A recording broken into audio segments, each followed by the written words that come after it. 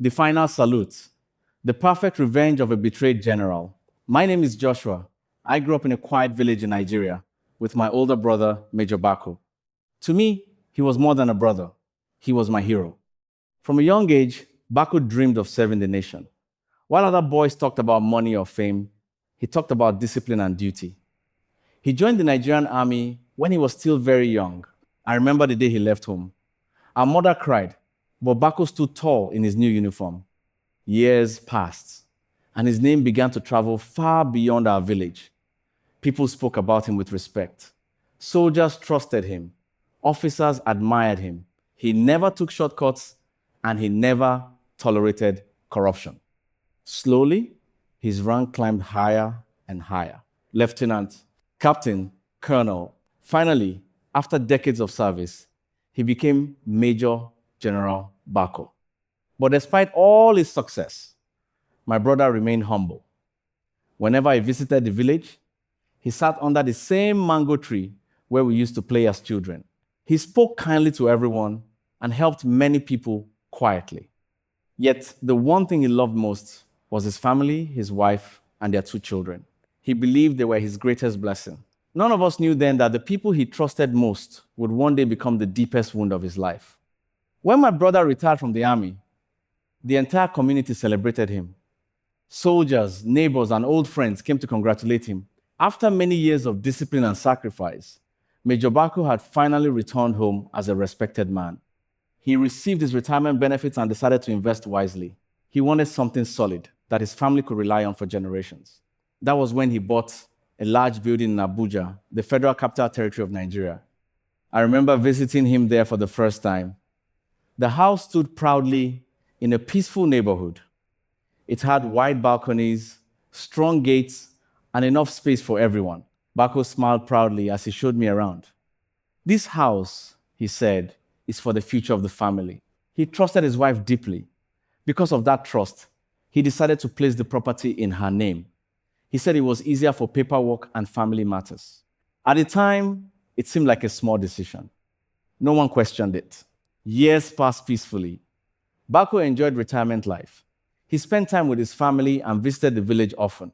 But one morning, something happened that none of us expected. It was the day everything changed. The day trust began to crack. The phone call came early in the morning. I could hear worry in my brother's voice. That alone was unusual because Major Bako rarely sounded troubled. Joshua, he said quietly, I need to speak with you. Later that evening, he explained everything. His wife had told him she wanted the Abuja house sold. At first, Bako thought she was joking. The house had been bought with his lifetime savings. It was meant to secure the family's future. But she repeated the request again and again. She insisted the property must be sold. My brother tried to reason with her. Why would we sell our home? He asked. She gave vague answers. She spoke about new plans and financial opportunities, but none of it made sense. Then she said something that shocked him. If the house was sold, the money would be divided into 3 parts. 1 part for her, 1 part for the children, and 1 part for him. Bako could not believe what he was hearing. He had bought the house with his own retirement money, yet now he was being offered only 1/3 of it. That was when doubt began to grow in his mind. My brother tried to stay calm. For decades, he had solved problems through patience and discipline. He believed family issues could be settled through conversation. But each time he spoke with his wife, the discussion became worse. She refused to change her position. Even more painful, their children supported her. Bako felt deeply hurt. He had sacrificed many years serving the country. During those years, he missed birthdays, school events, and family gatherings. Yet he always believed he was doing it for them. Now they stood against him. Still, he wanted to understand the situation clearly, so he decided to consult lawyers. When he arrived at the law office, the lawyers listened carefully to his story. They asked many questions about the house and how it had been purchased. Finally, one lawyer asked a simple question. Sir, whose name is on the purchase agreement? Bako paused. He tried to remember, but the truth was, he wasn't sure. That answer worried the lawyers immediately. They requested the documents to confirm the ownership of the property. A few days later, the results arrived. The truth was even worse than my brother expected. The property documents were clear. The Abuja house was registered only in his wife's name. When my brother told me this, his voice sounded heavy. Legally, the house belonged to her. That meant she had full authority to sell it. Even though Bako paid for everything, the law could not protect him because his name was not on the papers. It was a devastating realization. Soon after, the house was sold. The money was divided exactly as she had proposed. 1/3 went to her, 1/3 went to the children, 1/3 went to my brother. That moment changed him. A decorated major general who had commanded soldiers and defended his nation now stood powerless before his own family. He accepted the money quietly, but the emotional damage was deep. Instead of staying in Abuja, Bako decided to leave. He returned to our village. There, he planned to build a small retirement home where he could live peacefully. That was when I stepped in to help him. When Bako arrived in the village, he looked like a different man. The strong officer who once commanded respect now carried a silent sadness. Still, he refused to complain. He used the small portion of money he received to buy land and begin building a modest house. I helped him with everything. From clearing the land to supervising construction workers, I stayed by his side. I felt it was the least I could do for the brother who had supported our family for so many years. Slowly, the house took shape. It was not grand like the Abuja property, but it was peaceful. Each evening, we sat outside and talked about life. Sometimes, Bako spoke about the army. Sometimes he spoke about his regrets, but he rarely mentioned his wife or children. Yet I could see the pain in his eyes. The betrayal had cut deeply. Months passed, and his health began to weaken. He ate less. He slept poorly. The once powerful general now moved slowly. It felt as though the weight of betrayal had drained his strength. But one night, he surprised me with something unexpected. One quiet evening, Bako called me into his room. He looked serious, but calm. "Joshua," he said, "a soldier must always plan his final strategy." I did not understand what he meant at first. Then he explained. He had been thinking deeply about everything that had happened. The betrayal from his wife and children had taught him a painful lesson. Trust without wisdom could destroy a man. He told me he wanted to make changes to his will. At the time, his will still included his wife and children as beneficiaries. But now, he wanted to remove their names completely. Instead, he wanted to leave everything to one person, me. I was shocked. I tried to refuse. "Brother," I said, "you don't need to do that." But Bako shook his head. "You stood by me when everyone else walked away," he said. "Loyalty must be rewarded." The next day, he contacted his lawyer. The process to change the will began immediately. But Bako had another idea that would make the plan even stronger. My brother understood people very well.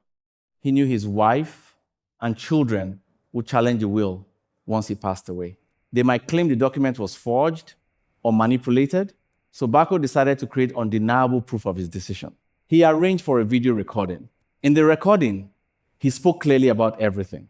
He described how he purchased the Abuja house with his retirement money. He explained how it had been placed in his wife's name because of trust. Then he calmly told the story of the betrayal. Finally, he spoke about me. He explained how I stayed with him, helped build his retirement home, and cared for him during his difficult days. Then he said the words that sealed everything. "I willingly transfer my entire estate to my brother Joshua."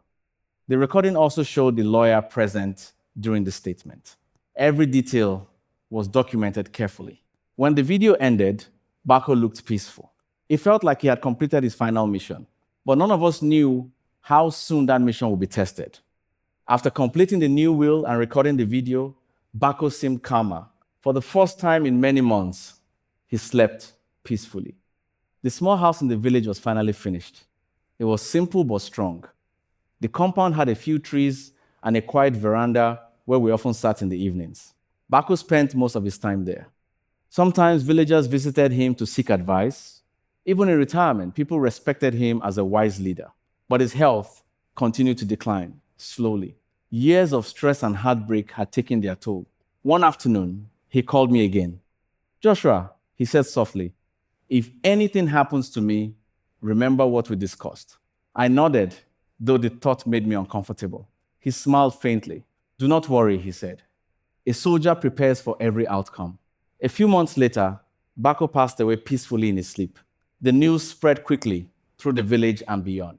People came from many places to attend the funeral of the respected Major General. But among the mourners were also the people who had once betrayed him.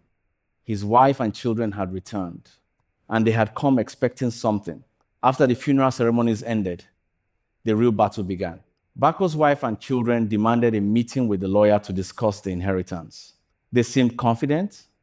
I could see it in the way they spoke and moved. They believed everything my brother owned would now belong to them. But when the lawyer opened the will, the room became silent. Their names were nowhere in the document. Instead, the will stated clearly that all assets belonged to Joshua. The reaction was explosive. Voices rose. Accusations filled the room. They claimed the will was fake. They accused me of manipulating my brother during his final days. One of the children even threatened to take the matter to court immediately. I remained calm. Inside my mind, I remembered Bako's words. A soldier prepares for every outcome. The lawyer then informed them that the will had been executed legally with proper witnesses, but they refused to accept it. Within days, they filed a lawsuit to challenge the will. The battle had officially begun. The first court hearing arrived quickly. I walked into the courtroom feeling nervous, but determined. Bako's wife and children sat on the opposite side with their own lawyers. Their faces showed anger and confidence. Their argument was simple. They claimed the will had been altered after Bako became weak. They insisted I had manipulated the lawyer and forced my brother to sign a false document. Listening to those accusations felt painful, but I stayed quiet. Our lawyer waited patiently for his moment. Finally, he stood and addressed the judge. He explained that Major Bako had taken special steps to confirm his intentions. Then he requested permission to present video evidence. The courtroom grew silent. The video began to play. There was my brother on the screen, clear, calm, and speaking in his own voice. He explained everything, every detail of the betrayal, every reason behind his decision. When the video ended, the judge looked thoughtful. The court session was adjourned, but the impact of that video had already shaken the case. The next hearings continued over several weeks. Each session revealed more details about the will. Witnesses confirmed that Bako had signed the document. While fully aware and mentally sound, the lawyer who prepared the will explained the entire process. Even the video recording was examined carefully by experts to confirm it was authentic. Meanwhile, the other side struggled to present convincing evidence. Their main argument remained the same. They believed the will was unfair. But fairness and legality were different matters. The law focused on whether Bako had the right to choose his beneficiary. And the answer was clear. He did. Still, the tension remained high. Outside the courtroom, the atmosphere became hostile. One of Bako's sons began sending threatening messages to my phone. He warned me that the case would not end peacefully. At first, I ignored the messages, but I knew I had to stay careful. The situation was becoming dangerous. Yet I trusted one thing completely. My brother had prepared this plan carefully, and soon the court would decide the outcome. By the fifth hearing, the tension inside the courtroom had grown heavy. Everyone knew the case was nearing its end. The judge reviewed all the documents again. He watched the video recording once more. Then he listened to the final arguments from both sides. Bako's wife and children insisted that the will had been influenced unfairly, but they had no solid proof. Our lawyer remained calm and confident. He reminded the court that Major Bako had been a respected officer known for discipline and clear thinking. There was no evidence that anyone forced him to change his will. The video recording clearly showed his intentions. After several hours of discussion, the judge finally spoke. The courtroom became silent. The ruling was simple and direct. The case was struck out due to insufficient evidence. The will remained valid. Everything my brother owned legally belonged to me. For a moment, I felt relief wash over me. But the expressions on the other side told a different story. Their anger had only grown stronger, and I knew the conflict might not end there. Outside the courtroom, the atmosphere turned hostile. Bako's eldest son approached me with a cold stare. "You think this is over?" he said quietly. His words carried clear anger. I ignored him and walked away. But over the next few days, the threatening messages continued. Some were direct, Some were indirect warnings. I also noticed something troubling. Despite the court order, Bako's wife and daughter continued to appear near some of the properties included in the will. They behaved as if the court decision did not matter. That worried me. I began to realize something important. Winning a legal battle did not always guarantee personal safety. One evening, I sat alone in the village house and thought carefully about my next move. Then I remembered something my brother once said: a wise soldier knows when to change position. That night, I made a difficult decision. If I wanted peace, I might have to leave everything behind and start a new life somewhere far away. Before making any big moves, I reviewed everything my brother had left behind. The estate included several properties, bank savings, and stock investments. Major Bako had managed his finances carefully throughout his life. The total value was far greater than many people expected. I understood why his wife and children had fought so hard for it. But I also remembered why Bako had made his decision. Loyalty mattered to him more than blood. Still, the threats continued to grow. Some nights I noticed unfamiliar vehicles passing slowly near the house. Perhaps it was only my imagination, but I did not want to take chances. I contacted trusted financial advisors and lawyers. Together, we began organizing the estate. Several properties were prepared for sale. Investments were transferred carefully. Every step followed the law to avoid future complications. It took months to complete everything. During that time, I lived quietly and avoided unnecessary attention. Then finally, the moment came. The last property had been sold, and the funds were ready for transfer. Now I could move forward with my plan. Choosing where to go was not easy. I wanted somewhere peaceful, far away from the conflict that had followed my brother's death. After many discussions with advisors, I decided on Vancouver, Canada. It was a city known for safety, opportunity, and quiet beauty. The process of relocation took time. There were documents to prepare, travel arrangements to complete, and financial transfers to finalize. Throughout the process, I kept everything private. Only a few trusted professionals knew about the plan. Meanwhile, the tension with Bako's former family continued. Occasionally, they contacted lawyers demanding new negotiations. But legally, there was nothing they could change. The court decision had already settled the matter. Eventually, the day of departure arrived. As I boarded the plane leaving Nigeria, I felt mixed emotions. I was leaving behind the land where I grew up, but I was also stepping into a new life made possible by my brother's final decision. When the plane lifted into the sky, I whispered a quiet promise. I would honor his trust. When I arrived in Vancouver, everything felt different. The air was cooler, the streets quieter, and the pace of life calmer. For the first few weeks, I focused on settling in. I found a comfortable apartment overlooking the water. The view reminded me of peaceful evenings in the village, though the scenery was very different. Using part of the inheritance, I began making careful investments. My brother had taught me to manage resources wisely. I also started a small consulting business helping African entrepreneurs connect with opportunities abroad. Life slowly found a rhythm. But sometimes, late at night, memories returned. I thought about Bako. I remembered the strong officer who once commanded soldiers and the quiet man who later sat beside me in the village. His story had been painful, yet his final strategy had worked perfectly. The people who betrayed him had expected everything. Instead, they received nothing, and I had been given the responsibility to carry forward his legacy. Even in my new life, I remained cautious. Occasionally, I heard rumors from contacts back home. Bako's wife and children had continued asking questions about my location, but no one could give them answers. I had changed my contact numbers and limited communication to a small circle of trusted people. Time passed. Months became years. The anger surrounding the inheritance slowly faded from public attention. People moved on to new stories and new problems. Meanwhile, I focused on building a stable future. I invested part of the money into real estate and long-term funds. I also donated quietly to support education programs in Nigeria. That decision felt important to me. Bako had always believed in helping others. Through these efforts, I felt I was honoring his memory. But the most valuable thing he left me was not money. It was a lesson hidden inside his final strategy. The lesson was simple but powerful. Trust is valuable, but blind trust can be dangerous. My brother had spent his entire life protecting his country, yet in his own home, he had lowered his guard. The results had been devastating. Still, he refused to remain a victim. Instead, he planned carefully and acted with precision. His final decision had restored his dignity.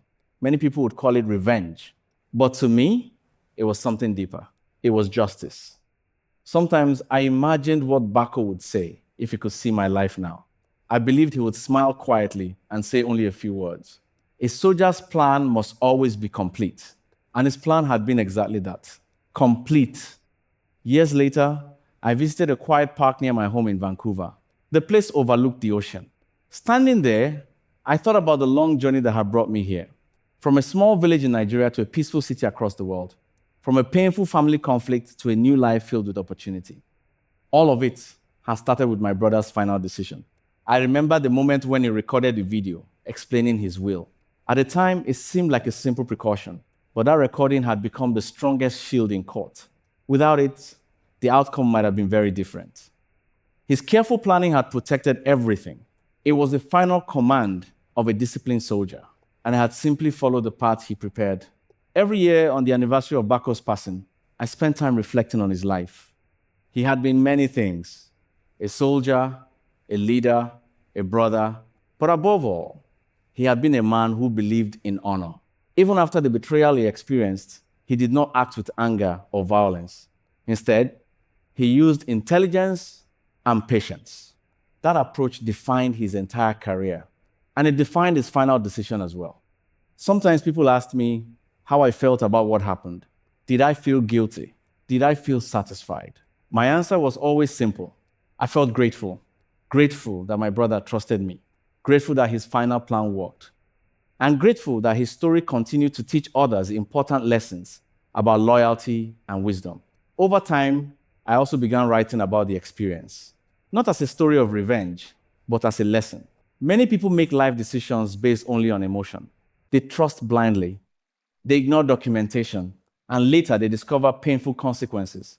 Bako's story showed a different path.